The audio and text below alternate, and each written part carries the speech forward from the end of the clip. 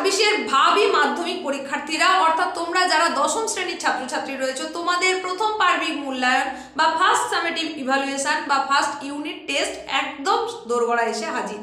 তো এই মুহূর্তে দাঁড়িয়ে তোমরা এখন চিন্তান্বিত রয়েছে যে কোন বিষয়ের কোন কোন অংশগুলো তোমার পড়া জরুরি। সেই জন্যই কিন্তু আজকে একটা ছোট্ট উপস্থাপনা নিয়ে হাজির হয়ে গেলাম আমি, তোমাদের এসপি ম্যাম, তোমাদের এই চিন্তা দূর করার উদ্দেশ্য নিয়ে। তোমাদের বাংলা বিষয়ের গুরুত্বপূর্ণ প্রশ্নের সম্ভার নিয়ে চলে এসেছি ছোট্টই উপস্থাপনার মধ্যে দিয়ে। তার আগে তোমাদের প্রত্যেককে চ্যানেলে অবশ্যই জানাই ওয়েলকাম।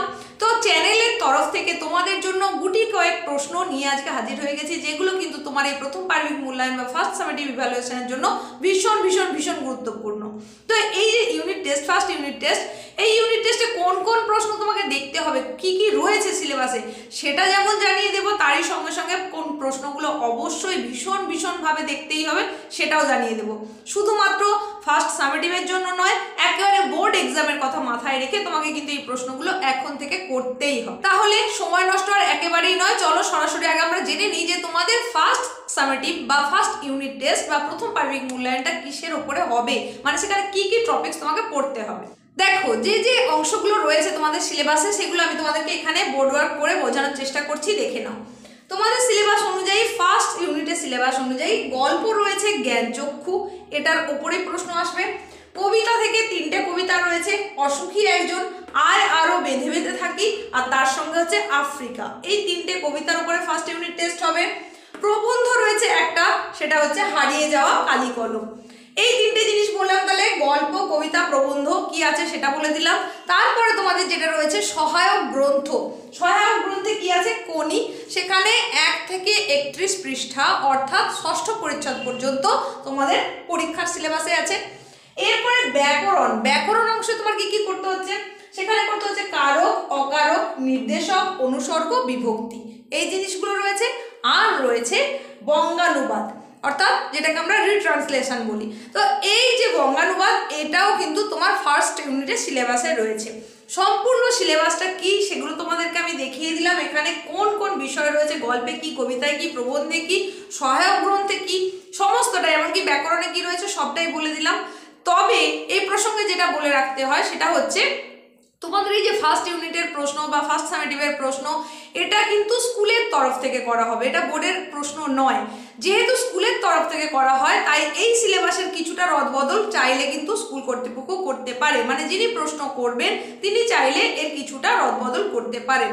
সেক্ষেত্রে তোমাদের প্রত্যেকের সিলেবাসের সঙ্গে যে হুবহু মিলে যাবে সেটা নাও হতে পারে।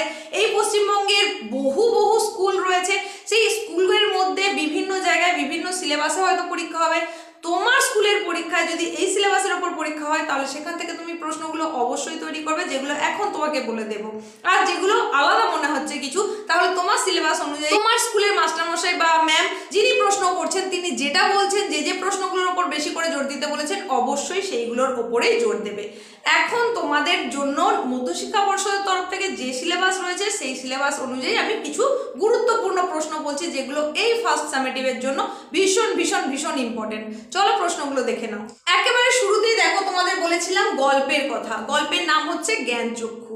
এখান থেকে তোমাদের গুরুত্বপূর্ণ যে প্রশ্নগুলো বলবো সেটা 5 মার্ক এবং 3 মার্কের জন্য বলবো, কিন্তু তোমাদের 2026-এ তোমরা যখন মাধ্যমিক পরীক্ষা দেবে, বোর্ড এক্সাম দেবে, তখন কিন্তু তোমাদের এই জ্ঞানচক্ষু থেকে 5 মার্কসের প্রশ্ন আসার সম্ভাবনা ভীষণ ভীষণ ভীষণভাবেই প্রবল। কারণ 2025-এ জ্ঞানচক্ষু থেকে 3 মার্কের প্রশ্ন এসে গেছে, তাই 5 মার্কের প্রশ্ন কিন্তু এখান থেকে থাকবেই। সুতরাং জ্ঞানচক্ষু থেকে তোমাকে 3 মার্ক এবং 5 মার্কের প্রশ্ন দেখতে হবে, কারণ তোমার ফার্স্ট ইউনিট টেস্টে যেহেতু একটাই গল্পের থেকে প্রশ্ন হচ্ছে, তাই সেখানে পরীক্ষক চাইলে 5 প্রশ্ন করতে পারেন, 3-এর প্রশ্নও করতে পারেন, তাই তোমাকে 2 রকমের জন্যই প্রশ্নগুলো দেখে নিতে হবে। এখন দেখে নাও প্রশ্নগুলো কি, প্রয়োজনে অবশ্যই নোট ডাউন করে নাও। দেখো, প্রথম যে গুরুত্বপূর্ণ প্রশ্নটা অবশ্যই করতে হবে সেটা হচ্ছে জ্ঞানচক্ষু গল্প অবলম্বনে তপনের চরিত্র বিশ্লেষণ করো। ভীষণ ভীষণ ভীষণ ইম্পর্টেন্ট, অবশ্যই এই প্রশ্নটা তোমাকে দেখে নিতে হবে। নেক্সট যে প্রশ্নটার কথা বলবো সেটা হচ্ছে তপন আর পড়তে পারে না, বোবার মতো বসে থাকে, তপনের এমন অবস্থার কারণ কি? এই প্রশ্নটাও কিন্তু মোস্ট ইম্পর্টেন্ট একটা প্রশ্ন, তাই তোমাকে অবশ্যই দেখে নিতে হবে। এই প্রশ্নগুলো যেগুলো এখন বলছি এগুলো কিন্তু সবই 5 মার্কের জন্য গুরুত্বপূর্ণ প্রশ্ন। নেক্সট প্রশ্নটা ভীষণ হাইলাইটেড কোশ্চেন, অবশ্যই ভালো করে দেখতে হবে। সেটা হচ্ছে কিন্তু নতুন মেশোকে দেখে জ্ঞানচক্ষু খুলে গেল তপনের। কিভাবে তপনের প্রথম জ্ঞানচক্ষু খুলেছিল, তার সত্যিকারের জ্ঞানচক্ষু খুলেছিল কিভাবে? ভীষণ ভীষণ ভীষণ ইম্পর্টেন্ট, শুধু ফার্স্ট ইউনিটের জন্য নয়, এটা তোমার টেস্ট পরীক্ষার জন্য, এমনকি তোমার ফাইনালের বোর্ড এক্সামের জন্য কিন্তু এই প্রশ্নটা ভীষণ গুরুত্বপূর্ণ। তাই অবশ্যই গুরুত্ব বুঝে প্রশ্নটা রেডি করে রাখতে হবে, একটুও কিন্তু এটা মিস করলে চলবে না। নেক্সট যে প্রশ্নটার কথা বলবো সেটা হচ্ছে, শুধু এই দুঃখের মুহূর্তে গভীরভাবে সংকল্প করে তপন। এই প্রশ্নটা, এই লাইনটা থেকেও কিন্তু প্রশ্ন আসার সম্ভাবনা রয়েছে। সেই রকমই গুরুত্বপূর্ণ আর একটা প্রশ্নের কথা বলছি, মোস্ট ইম্পর্টেন্ট প্রশ্ন, সেটা হচ্ছে পৃথিবীতে এমন অলৌকিক ঘটনাও ঘটে? অলৌকিক ঘটনাটি কি? কার মধ্যে কেন এমন ভাবনার উদয় হয়েছিল? মোস্ট ইম্পর্টেন্ট প্রশ্ন। চাইলে তোমরা এটাকে 2 স্টার দিয়ে রাখতে পারো, গুরুত্ব বুঝে প্রশ্নটা অবশ্যই তৈরি করে নেবে। নেক্সট প্রশ্নটা দেখো, সত্যি তপনের জীবনে সবচেয়ে সুখের দিনটি এলো? কোন প্রসঙ্গে কথাটি বলা হয়েছে বিবৃত করো। এই প্রশ্নটাও কিন্তু ভীষণ ভীষণ গুরুত্বপূর্ণ, তাই অবশ্যই এটাও দেখে নিতে হবে। আগে যে কথাটা বলছিলাম এখন সেই একই কথা বলি, এই জ্ঞানচক্ষু গল্প থেকে কিন্তু 5 মার্কের প্রশ্ন আসার সম্ভাবনা অতিরিক্ত, তাই অবশ্যই যে যে লাইনগুলোর কথা বলছি ভীষণ ইম্পর্টেন্ট লাইন, ভালো করে দেখতেই হবে। নেক্সট যে প্রশ্নটা অবশ্যই করবে সেটা হচ্ছে, তার চেয়ে দুঃখের কিছু নেই তার থেকে অপমানের।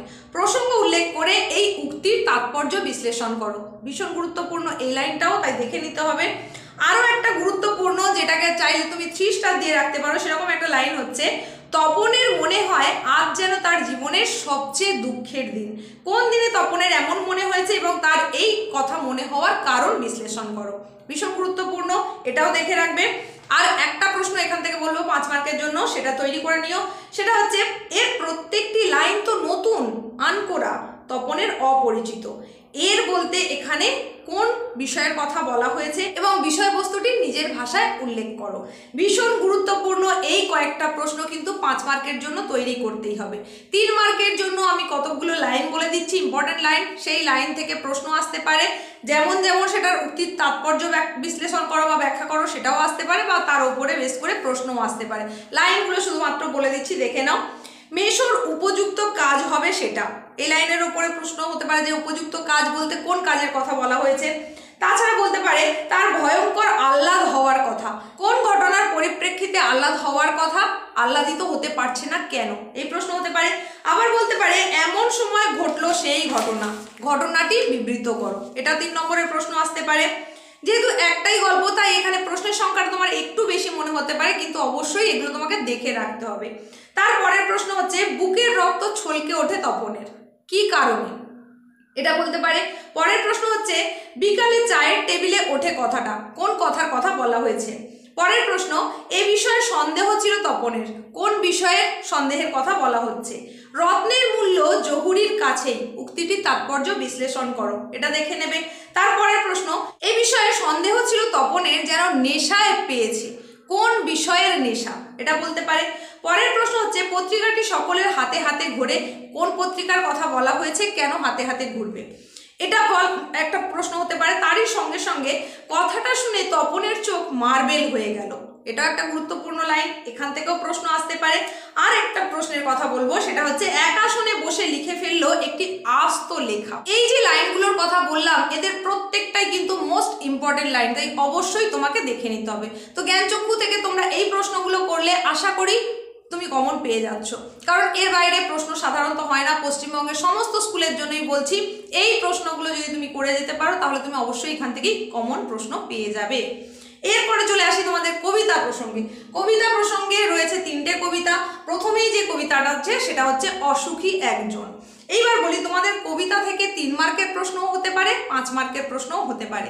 তো সেখানে আমি 5 মার্কের কিছু প্রশ্ন আর 3 মার্কের কিছু প্রশ্নের কথা বলবো, তবে 5 মার্কের জন্য একেবারে 2টো মাত্র প্রশ্নের কথা বলছি, একটু দেখে নাও কোনগুলো করতে হবে।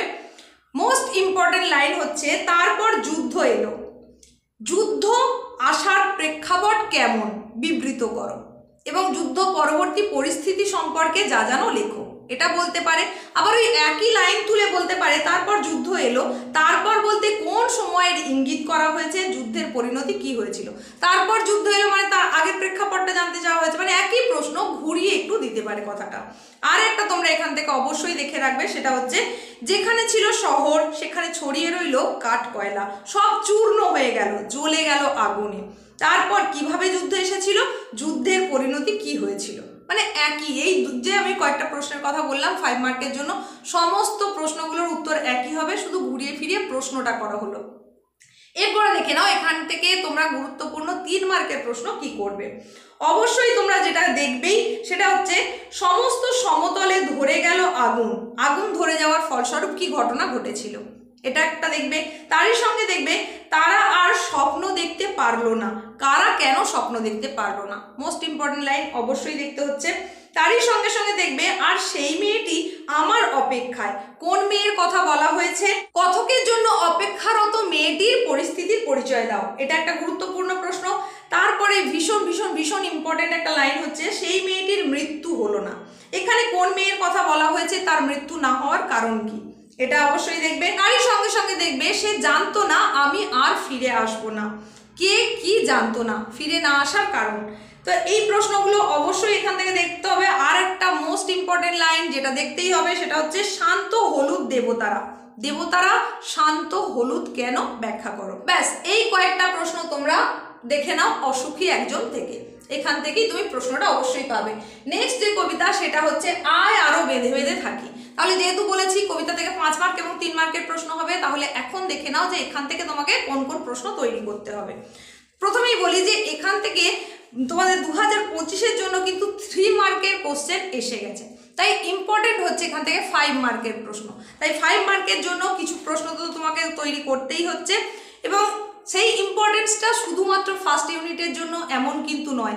আমি তোমাদেরকে যে সাজেশনটা দিচ্ছি ফার্স্ট ইউনিট এবং বোর্ড এক্সামকে মাথায় রেখে, সুতরাং তোমাকে 5 মার্কের প্রশ্ন এইখান থেকে অর্থাৎ আয় আরো বেঁধে বেঁধে থাকি এখান থেকে যে করতে হবে সেটা একদম বোর্ড এক্সামকে মাথায় রেখেই করতে হবে। তাই যে প্রশ্নগুলো বলছি একটু দেখে নাও। আয় আরো বেঁধে বেঁধে থাকি এই কবিতার বিষয়বস্তু সংক্ষেপে নিজের ভাষায় বিবৃত করো, এই প্রশ্নটা মোস্ট ইম্পর্টেন্ট। তারই সঙ্গে সঙ্গে দেখে রাখবে আয় আরো বেঁধে বেঁধে থাকি কবিতায় কবি এখানে কাদের উদ্দেশ্যে এই কথা বলেছেন এবং বেঁধে বেঁধে থাকতে বলেছেন কেন, অবশ্যই এটা দেখে রাখবে, ভীষণ ভীষণ ভীষণ ইম্পর্টেন্ট। এই প্রশ্নগুলো কিন্তু এখান থেকে খুব গুরুত্বপূর্ণ।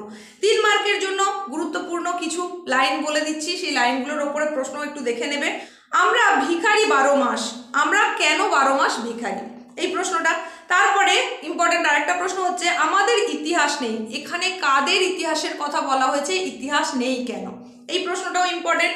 তার সঙ্গে দেখবে তবু তো কজন আছি বাকি, কজন বলতে এখানে কবি কাদেরকে বোঝাতে চেয়েছেন, এটা দেখে রাখবে। তার সঙ্গে সঙ্গে দেখবে আমাদের পথ নেই কোনো, তাহলে আমাদের এখন কি করণীয়, এটা অবশ্যই দেখতে হচ্ছে। তারই সঙ্গে দেখবে পৃথিবী হয়তো বেঁচে আছে, পৃথিবী হয়তো গেছে মরে, এটাও কিন্তু ইম্পর্টেন্ট লাইন, এর উপরেও প্রশ্ন হতে পারে। নেক্সট প্রশ্ন হচ্ছে এই মুহূর্তে মরে যাব নাকি, এই রূপ সংশয়টার কারণ কি ঘটেছিল, এটা একটা প্রশ্ন।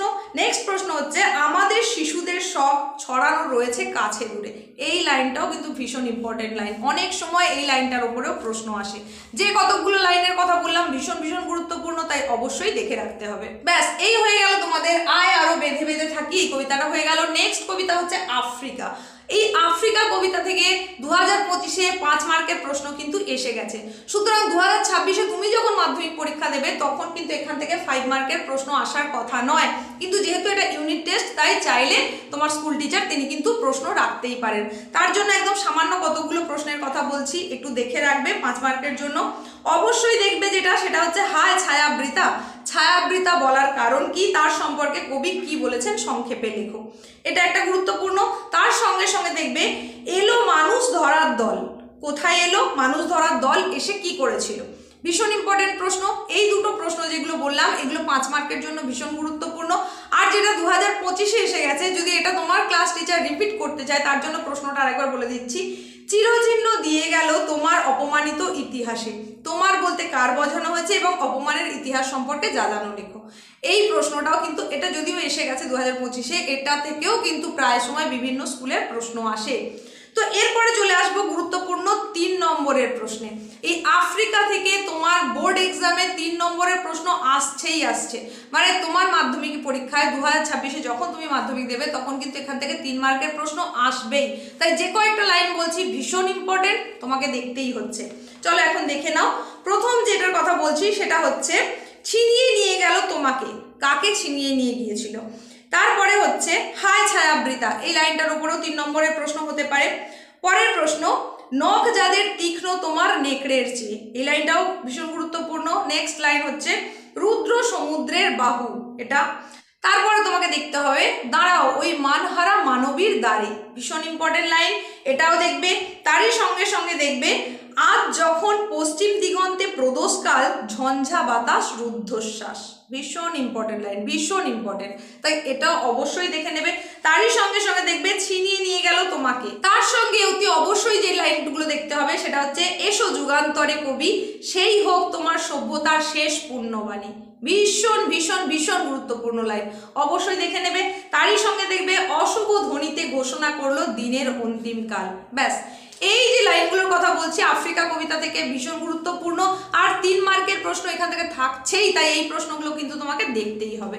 তাহলে আমাদের দুটো পার্ট হয়ে গেল, গল্প এবং কবিতা, এই পার্টগুলো হয়ে গেল।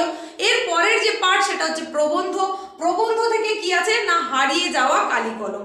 এই প্রসঙ্গে বলে রাখি, প্রবন্ধের পার্ট থেকে কিন্তু কোনো রকম 3 মার্কের প্রশ্ন থাকবে না, শুধুমাত্র 5 মার্কসের কোশ্চেন থাকবে, এমসিকিউ থাকবে এবং এসএকিউ থাকবে। তাই এখান থেকে যে প্রশ্নগুলোর কথা বলবো এখন এবার সেইগুলো মনোযোগ সহকারে দেখে নাও। তবে তার আগে বলি, তুমি যদি এই চ্যানেলে প্রথম এসে থাকো অবশ্যই চ্যানেলটাকে সাবস্ক্রাইব করো এই ধরনের গুরুত্বপূর্ণ ক্লাসগুলো পাওয়ার জন্য। আর শুধু সাবস্ক্রাইব করলেই হবে না, পাশে থাকা বেল আইকনটাকে অবশ্যই অল করে দিতে হবে ভিডিও আপলোডের নোটিফিকেশন তৎক্ষণাৎ পাওয়ার জন্য। উপস্থাপনা ভালো লাগলে লাইক করে বন্ধুদের মধ্যে শেয়ার করে দিতে হবে। এখন জেনে নাও হারিয়ে যাওয়া কালি কলম থেকে কোন কোন প্রশ্ন তৈরি করবে। প্রথম যে গুরুত্বপূর্ণ প্রশ্নটা অবশ্যই তৈরি করতে হবে সেটা হচ্ছে ফাউন্টেন পেন বাংলায় কি নামে পরিচিত? ফাউন্টেন পেনের জন্ম ইতিহাস লেখো। মানে ফাউন্টেন পেনের জন্ম ইতিহাস, এটা most most most most important, অবশ্যই ভালো করে দেখে রাখতে হবে। নেক্সট যে প্রশ্নটার কথা বলবো সেটা হচ্ছে কলমকে বলা হয় তলোয়ারের চেয়েও শক্তিধর, এই লাইনটার উপরে প্রশ্ন আসতে পারে। আরো এরকম কয়েকটা লাইনের কথা আমি বলে দিচ্ছি, ভালো করে দেখে নাও। আশ্চর্য সবই আজ অবলুপ্তির পথে, কোন জিনিসের অবলুপ্তির কথা বলা হয়েছে, সেই অবলুপ্তির কারণ কি, লেখক এই সম্পর্কে কি মতামত দিয়েছিলেন তা তোমার ভাষায় ব্যক্ত করো, এটাও ভীষণ গুরুত্বপূর্ণ। তারপরের প্রশ্ন হচ্ছে এই যে লাইনটা এখন বলছি খুব খুব খুব ইম্পর্টেন্ট লাইন, সেটা হচ্ছে আমরাও কালি তৈরি করতাম নিজেরাই। কারা কিভাবে কালি তৈরি করতেন, তারা কিভাবে কালি তৈরি করতেন বলে তোমার মনে হয়, এই প্রশ্নটা অবশ্যই দেখবে। তারই সঙ্গে দেখবে আমার মনে পড়ে প্রথম ফাউন্টেন পেন কেনার কথা, বক্তার ফাউন্টেন পেন কেনার যে ঘটনা সেটা নিজের ভাষায় লেখো। নেক্সট গুরুত্বপূর্ণ লাইন হচ্ছে তাই নিয়ে আমাদের প্রথম লেখালেখি, এটাও একটা ইম্পর্টেন্ট লাইন, এটা দেখতে পারো। তার সঙ্গে আরও একটা দেখতে পারো সব মিলিয়ে লেখালেখি রীতিমতো একটা ছোটোখাটো অনুষ্ঠান, এই লাইনটাও ইম্পর্টেন্ট একটা লাইন। আর একটা লাইনের কথা বলছি যেটা মোস্ট ইম্পর্টেন্ট, সেটা হচ্ছে পণ্ডিতেরা বলেন কলমের দুনিয়ায় যা সত্যিকারের বিপ্লব ঘটায় তা ফাউন্টেন পেন।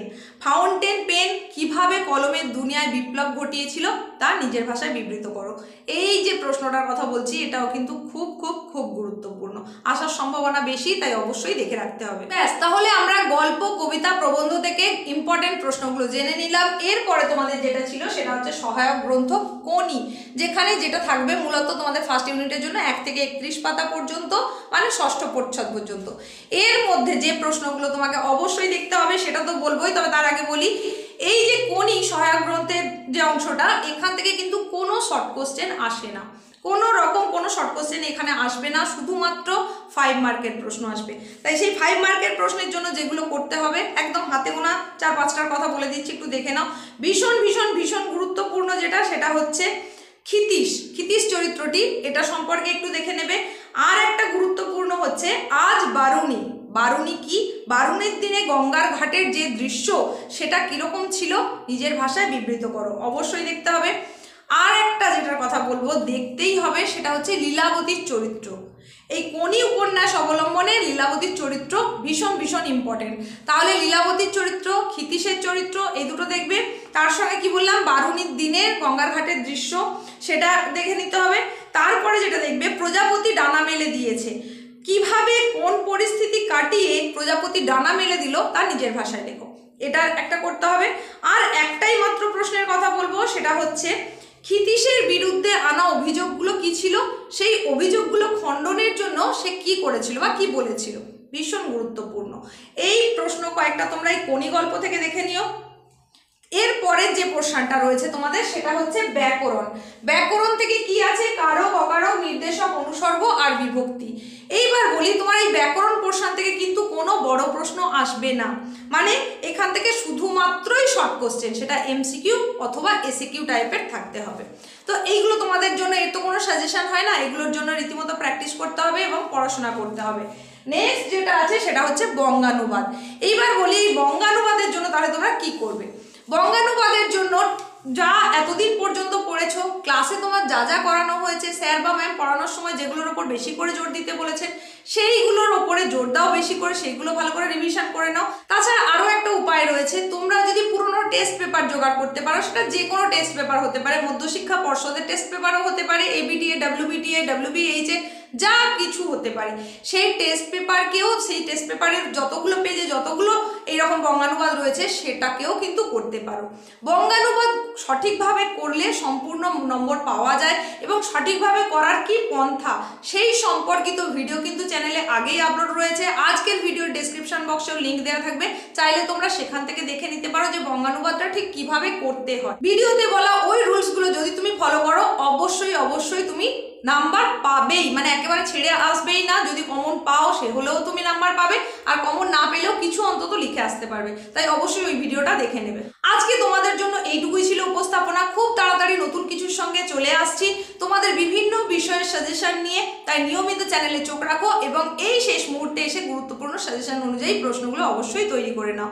প্রত্যেকের পরীক্ষা যাতে ভালো হয় সেই শুভকামনার সঙ্গে আজকের মতো এখানেই শেষ করলাম।